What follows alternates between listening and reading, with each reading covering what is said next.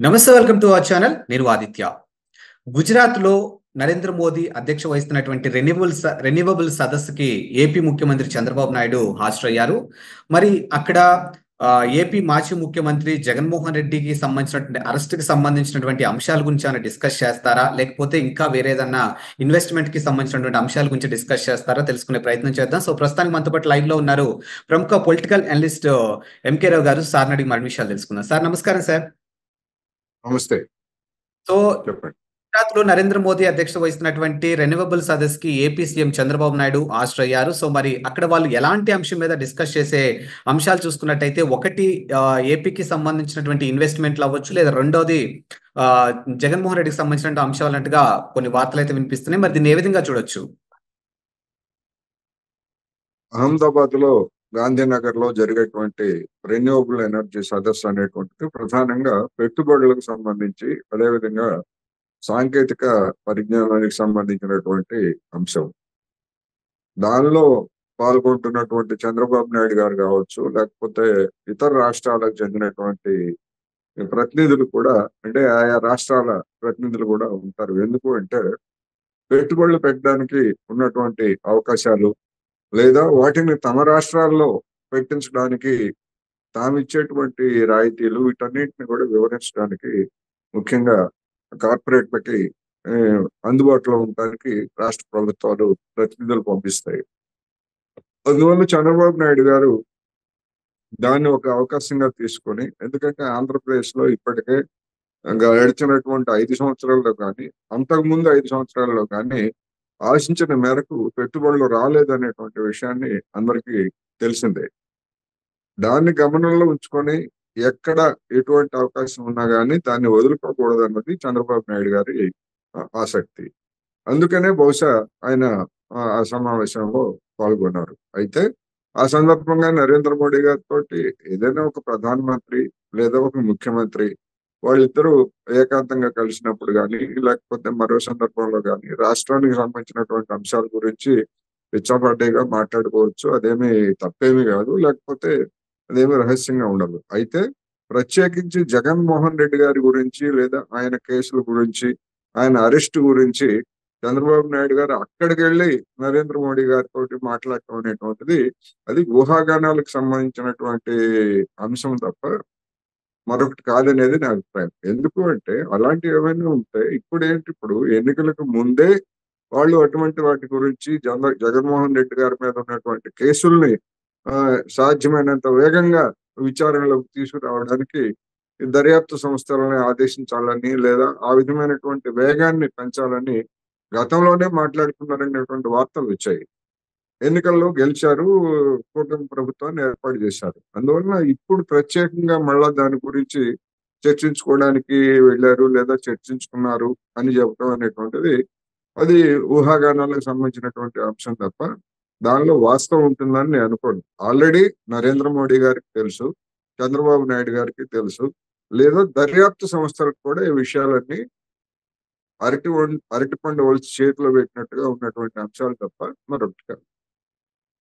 Sir, ఇప్పుడు ఒక విధంగా చూసుకుంటే వైఎస్ఆర్సీపీ అధికారం కోల్పోయిన తర్వాత ఆ పార్టీలో ఉన్నటువంటి కీలక నేతలు ఎవరైతే ఉన్నారో వాళ్ళు ఆల్మోస్ట్ కూటమి ఏదైతే ఆ గేట్లు ఓపెన్ చేస్తే పార్టీలోకి ఎంటర్ అవ్వడానికి రెడీగా ఉన్నట్టు కొన్ని వార్తలు అయితే మనం చూసాం. ఒకవేళ ఇప్పుడు టీడీపీలోకి రాని వాళ్ళు కానీ, జనసేనలోకి రాని వాళ్ళు కానీ ఇప్పుడు బీజేపీలోకి వెళ్ళే ఛాన్సెస్ ఉంది అని అంటున్నారు. కాబట్టి ఒకవేళ ఆ అంశం గురించి చంద్రబాబు నాయుడు అక్కడ ఏమైనా ప్రస్తావించే ఛాన్సెస్ ఉందంటారా? అదైనా కానీ, దానికి సంబంధించి అయినా కానీ ఎప్పుడైనా ఢిల్లీ వెళ్ళొచ్చు. ఢిల్లీ వెళ్ళి ప్రధానమంత్రి గారితో విడిగా భేటీ కావచ్చు. కానీ అహ్మదాబాద్ వెళ్ళి అక్కడ మాట్లాడాల్సినంత అర్జెంటు, అంటే తక్షణంగా ఇప్పుడు ఎవరో ఇప్పుడు వెళ్ళి వాళ్ళు మాట్లాడకపోతే తెల్లవారేసరికి వైసీపీ నుంచి వచ్చేటువంటి వాళ్ళు ఎవరు కొంతమంది బీజేపీలో చేరుతున్న పరిస్థితి అటువంటిది ఏమీ లేదు. అందుకని అయితే కొంతమంది ఉన్నారు, కొంతమంది చూస్తున్నారు తెలుగుదేశం పార్టీలో చేరడానికి అవకాశం లేనటువంటి వాళ్ళు, లేదా తెలుగుదేశం పార్టీ చేర్చుకోవడానికి కూడా ఇబ్బంది పడేటువంటి వాళ్ళు కొంతమంది ఉన్నారు. ఎందుకంటే తెలుగుదేశం పార్టీ కానీ, బీజేపీ, జనసేన ఇట్లాంటి పార్టీలు ఎవరిని చేర్చుకోవడానికైనా సూత్రరీత్యా వాళ్ళకేమీ ఇబ్బంది లేదు. కానీ ఆంధ్రప్రదేశ్ లో గత 5 సంవత్సరాల్లో జరిగినటువంటి పాలన, ఆ పాలనలో జగన్మోహన్ రెడ్డి గారి వెంట ఉన్న నాయకులు వ్యవహరించినటువంటి తీరుతోటి అటువంటి వాళ్ళని కొంతమందిని కనుక చేర్చుకున్నట్లయితే ఆయా పార్టీల నాయకత్వాన్ని ప్రశ్నించేటువంటి వాళ్ళ చిత్తశుద్ధిని ప్రశ్నించేటువంటి పరిస్థితి వస్తుంది. ఎందుకంటే తెలుగుదేశం పార్టీ, జనసేన పార్టీని వేధించినటువంటిది లేదా తప్పుడు కేసులు పెట్టినటువంటి నాయకుల్ని కనుక ఆయా పార్టీలో చేర్చుకున్నట్లయితే ఇక మేము ఇట్లాంటి వాళ్ళని చేర్చుకొని వాళ్ళని మా తల మీద ఎక్కించుకోవడానిక ఈ పార్టీ అని చెప్పేసి ఆ పార్టీల నాయకత్వం మీదనే విముఖత ప్రదర్శించేటువంటి అవకాశం ఉంది. అయితే ఇక్కడ ఆ రెండు పార్టీలకి ఉన్నటువంటి పరిస్థితి వేరు, బీజేపీకి ఉన్నటువంటి పరిస్థితి వేరు అనేది మనం గమనించాలి. ఎందుకంటే బీజేపీ గడిచినటువంటి 5 సంవత్సరాల్లో నామకే వస్తే కొన్ని విమర్శలు చేసినప్పటికీ తెలుగుదేశం, జనసేన పార్టీల మాదిరి వైసీపీ ప్రభుత్వం నుంచి వేధింపులను కానీ లేదా తప్పుడు కేసులను కానీ ఎదుర్కొన్నటువంటి పార్టీ కాదు బీజేపీ.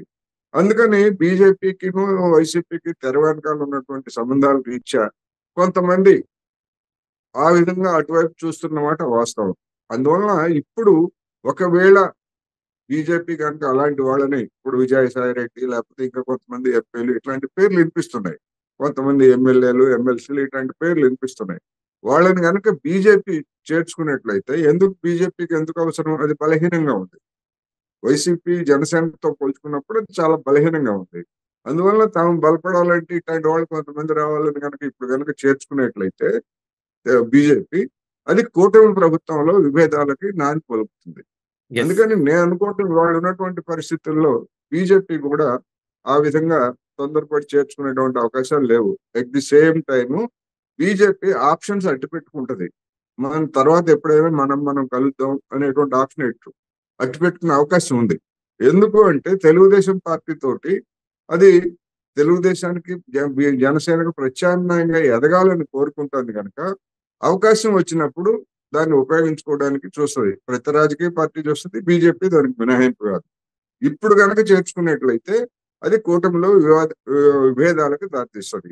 ఆ నాయకులు జనసేనలో చేరినా విభేదాలకు దారితీస్తుంది, బీజేపీలో చేరినా విభేదాలకు దారితీస్తుంది. అందుకని నరేంద్ర మోడీ గారు కానీ, చంద్రబాబు నాయుడు గారు కానీ, పవన్ కళ్యాణ్ గారు కానీ వీళ్ళందరూ కూడా ఆచితూచి అడుగులు కనుక వేయకపోయేట్లయితే కూటమిలో అనవసర లుకలుకలు వచ్చేటువంటి అవకాశం ఉంది. అంటే ప్రభుత్వం ఏదో కూలిపోతుంది, పేలిపోతుందని కాదు, కానీ ఆ కూటమి సఖ్యంగా పనిచేయలేదు అని చెప్పుకోవచ్చు.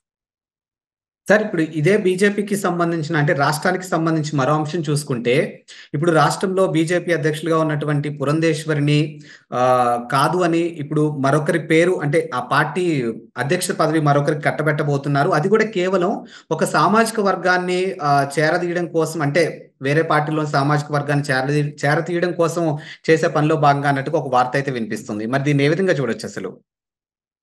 అంటే సామాజిక సమీకరణాలని లేదా ఓటు బ్యాంకు రాజకీయాలకు పాల్పడటంలో బీజేపీ కూడా మిగతా పార్టీలకు ఏమీ తీసుకోలేదు. బీజేపీ కూడా మిగతా పార్టీలు కాంగ్రెస్ లేదా ఇతర పార్టీలు ఏ విధమైనటువంటి పోకడలు పోయాయో బీజేపీ కూడా అదే చేస్తా ఉంది. అందువలన ఆంధ్రప్రదేశ్ లో ఇప్పటికే అలాంటి ప్రయోగం చేసింది, కానీ దాని ప్రయోగం సక్సెస్ కాలేదు. ఏమిటి అంటే తెలుగుదేశం పార్టీలో ఉన్నటువంటి ఒక సామాజిక వర్గం, ఒక సామాజిక తరగతి ఆధిపత్యం అనేటువంటి అందరికీ తెలిసింది. అదేవిధంగా వైసీపీలో ఉన్నటువంటి ఒక సామాజిక తరగతి ఆధిపత్యం అనేటువంటిది తెలిసిందే.